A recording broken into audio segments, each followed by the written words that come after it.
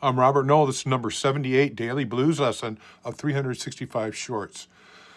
Okay, still with finger placement. This is finger placement, maybe part 2, okay? But look, the thumb, if your thumb isn't placed right, you can't maneuver, you can't place the fingers well. So my thumb is always up and down, just like a fret, relaxed. It's not buckling back there, but it's relaxed behind the neck whenever I'm moving. And it moves in different ways, up and down, but it's always just like a fret. It's like my post.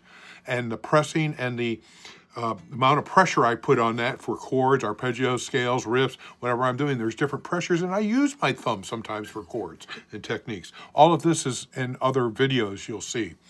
But I have to have the thumb in order to keep my finger placement, to get my fingers. You see my thumb here in like a form 2 area.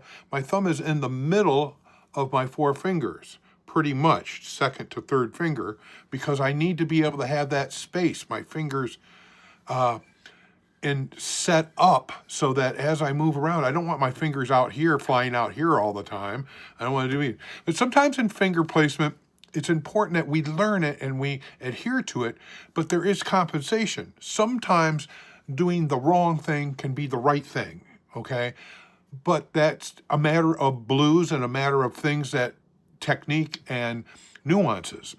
But for the most part, we want to train our fingers to do the right things so that we can do the wrong things if we want to. But the right things are to have the finger placement, to hug the frets, and feel those notes, feel our flesh coming up against that fret, feeling the fret and feeling the power of that fret.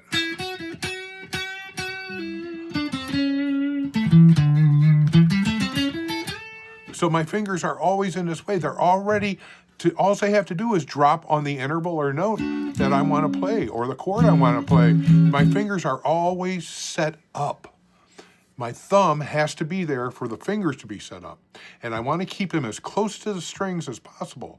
And even when I'm not playing something, when I end up playing something, I don't want my fingers going out far. I want to maintain that they stay in positioning so that I can get the good finger placement of hugging the frets, okay? And chords. We always hug the frets whenever possible is the rule. Okay?